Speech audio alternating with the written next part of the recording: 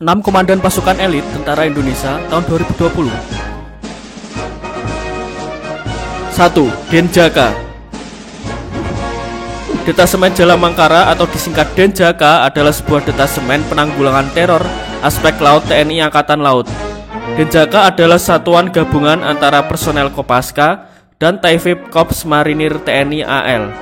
Anggota Denjaka dididik di Bumi Marinir Cilandak, Jakarta Selatan dan harus menyelesaikan suatu pendidikan yang disebut PTAL atau penanggulangan teror aspek laut. Lama pendidikan ini adalah 6 bulan. Denjaka dikhususkan untuk satuan anti teror walaupun mereka juga bisa dioperasikan di mana saja terutama anti teror aspek laut.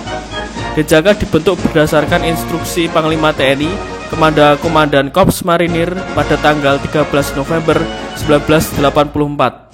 Detasemen Jalamangkara selain sebagai komando pelaksana Korps Marinir yang berkedudukan langsung di bawah Dan Komar, juga sebagai pelaksana utama Panglima TNI. Sebagai komando pelaksana Korps Marinir, Denjaka mempunyai tugas pokok dalam membina kekuatan dan kemampuan satuan detasemen Jalamangkara.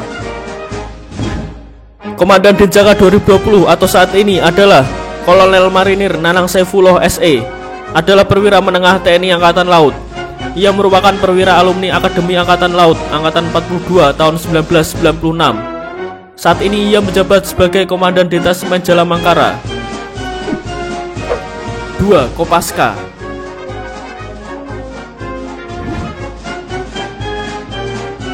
Komando Pasukan Kata atau lebih dikenal dengan sebutan Kopaska didirikan pada 31 Maret tahun 1962 oleh Presiden Soekarno untuk mendukung kampanye militer di Irian Jaya.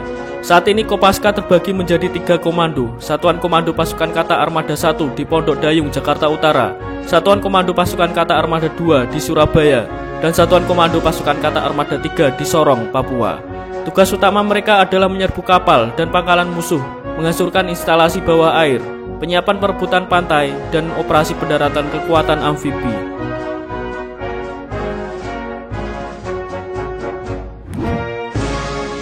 Komandan Kopaska tahun 2020 saat ini adalah Dansat Kopaska Koarmada 1 Jakarta, Letkol Laut Ari Cahyo Nugroho. Dansat Kopaska Koarmada 2 Surabaya, Letkol Laut Agus Yudo Kristianto. Dansat Kopaska Koarmada 3 Sorong Papua, Letkol Laut Yudo Ponco Ari P.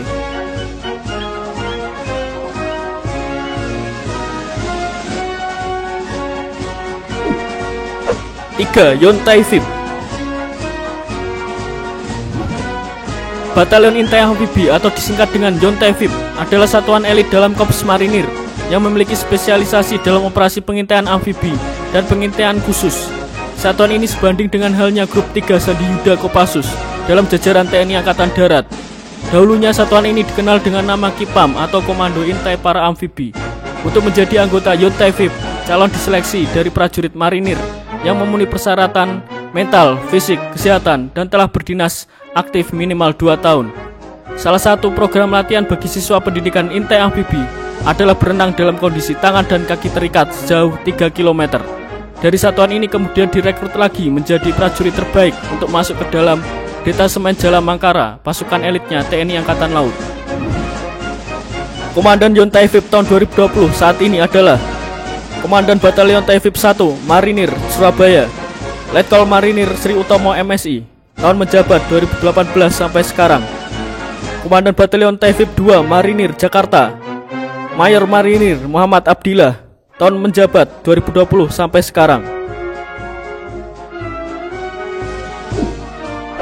4. Komando Pasukan Sandi Yuda Kopassus atau Kopasanda. Grup 3 atau Sandi Yuda adalah satuan Kopassus yang memiliki spesifikasi tugas perang rahasia atau clandestine operation, termasuk kemampuan dalam intelijen tempur atau combat intel, dan counter insurgency atau kontra pemberontakan. Grup 3 dibentuk pada tanggal 24 Juli 1967, bermarkas di Markas Komando Cijantung, Jakarta Timur.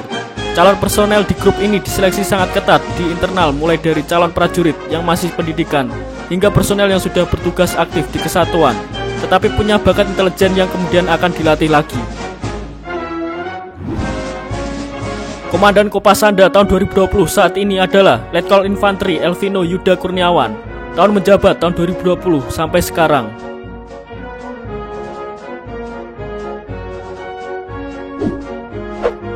Lima, Sat 81 Kopassus. Satuan 81 Kopassus atau dulunya lebih dikenal sebagai Sat 81 Gultor adalah satuan di Kopassus yang setingkat dengan grup dan merupakan prajurit terbaik dari seluruh prajurit TNI, bermarkas di Cijantung, Jakarta Timur. Kekuatan dari satuan ini tidak dipublikasikan secara umum mengenai jumlah personel maupun jenis persenjataan yang dimilikinya. Semua itu dirahasiakan. Komandan Sat 81 Kopassus tahun 2020 saat ini adalah Kolonel Infanteri Willy Brodus Rohadi.